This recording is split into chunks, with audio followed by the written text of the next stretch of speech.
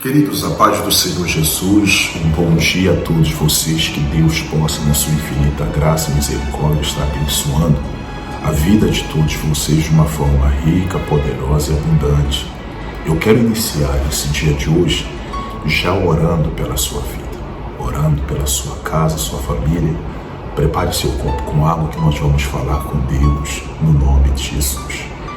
Senhor, nosso Deus e nosso Pai, no nome do Senhor Jesus, nós apresentamos ao Senhor a vida de todos os que oram conosco.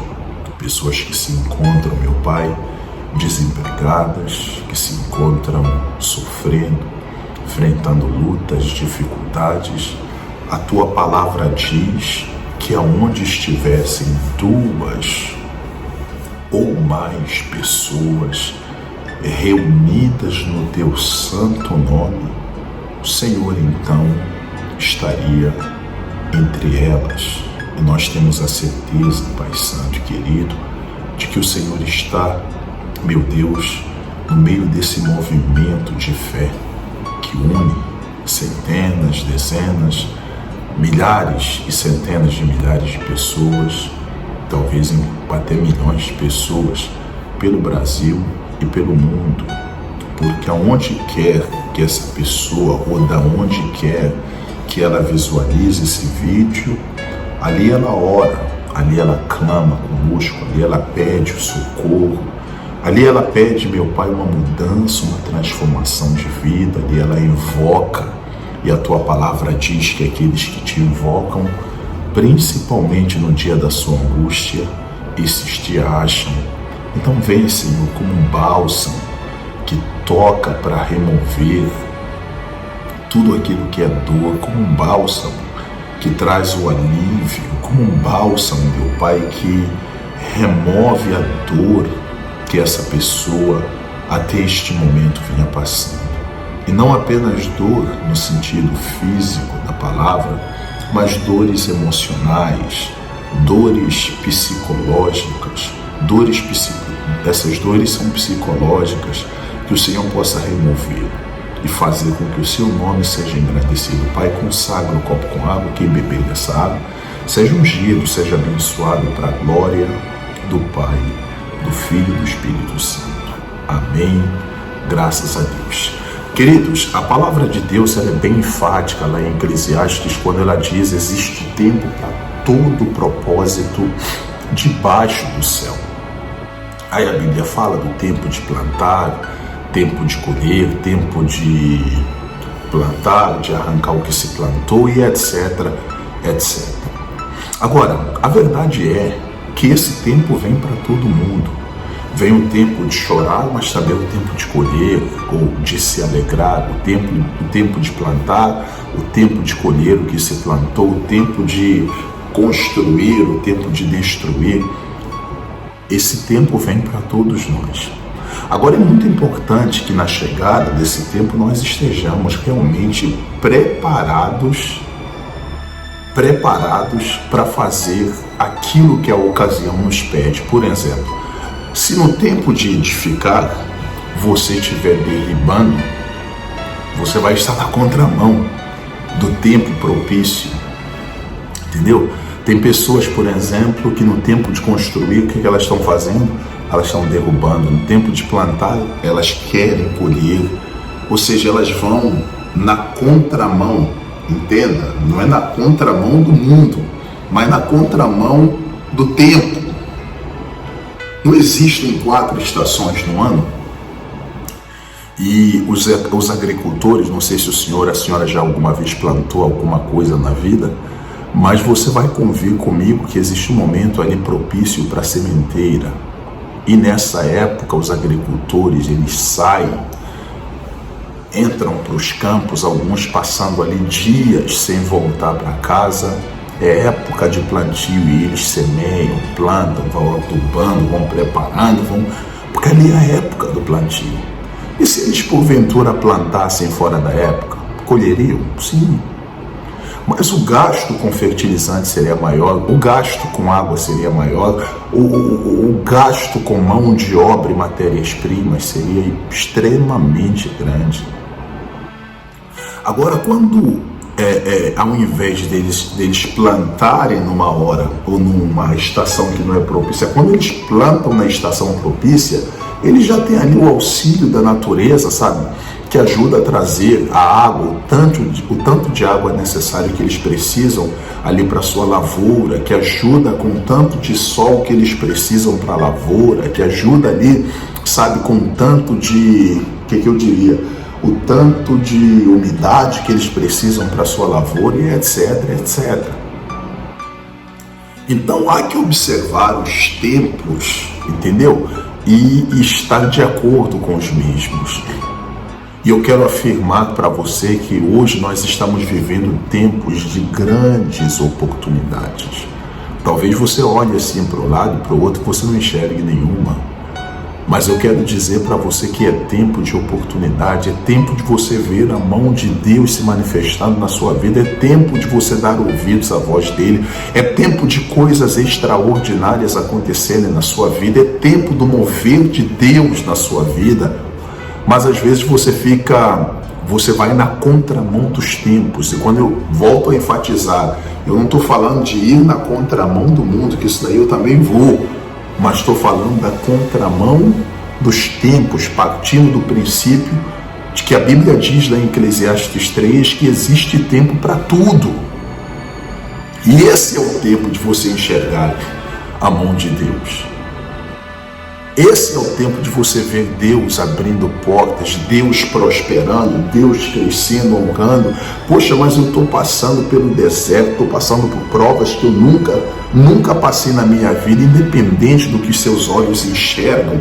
Comece a enxergar pela fé que o momento é propício para isso.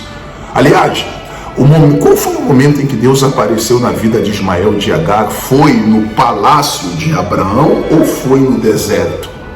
Obviamente que foi no deserto. Ou seja, se ela não se atentasse, aliás, ela não se atenta, a prova disso é que ela deixa a criança, se afasta a Agar, fecha os olhos e diz assim: eu não quero ver meu filho morrer.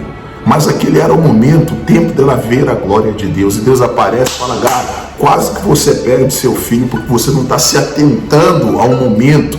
Esse é o momento do mover de Deus. Dá uma olhadinha, vê o poço ali que eu já preparei com água para você e para o seu filho.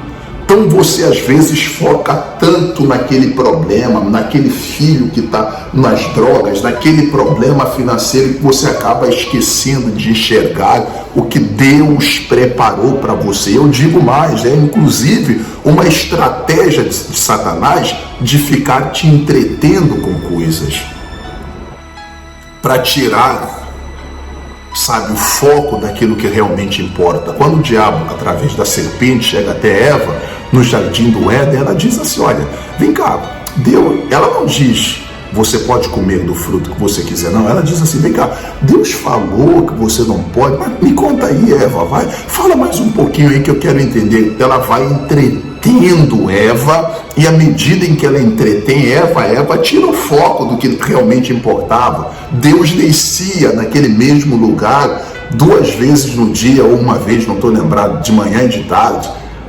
Deus, na viração do dia, uma vez só. Deus descia ali, e infelizmente ela se distraiu.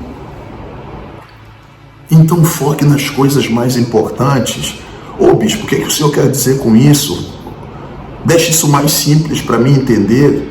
Eu estou enfrentando lutas no meu trabalho, beleza, tudo bem. Será que Deus não está tentando, sabe, abrir seus olhos para novos caminhos? Será que Deus não quer mostrar para você que você não pode, não deve depender de uma única fonte de renda, que é aquele emprego apenas? E Ele está dizendo: existem momentos difíceis que vêm. Então faz o seguinte, multiplica a sua renda. Pega esse salário, ao invés de pagar uma viagem, um passeio, que não tem nada de errado nisso, invista, construa 3, 4, 5, 6 kitnets, invista num curso, numa capacitação, invista num comércio, num negócio, invista num escritório, invista na sua oficina, invista na sua clínica, invista no seu consultório, para que você possa multiplicar sua renda. Porque toda dificuldade, ou tudo aquilo que você chama de dificuldade, meu irmão, vem disfarçado, vem traz. Quando vem sempre com oportunidades. Nós tivemos recentemente a pandemia da Covid, não foi? Muita gente, infelizmente, acabou perdendo a vida. Mas você sabia que foi na pandemia onde os mais ricos triplicaram, multiplicaram suas riquezas? Tivemos a pandemia e realmente muita gente perdeu, infelizmente, vidas. Teve gente que perdeu direto, teve gente que perdeu indiretamente, entes queridos, pessoas próximas suas ali. Mas você sabia, eu estava fazendo uma pesquisa esse dia, você sabia que foi nessa época onde muita igreja também cresceu? E as outras que não cresceram não são de Deus? Claro que são de Deus, não estou aqui falando do ser ou não ser de Deus.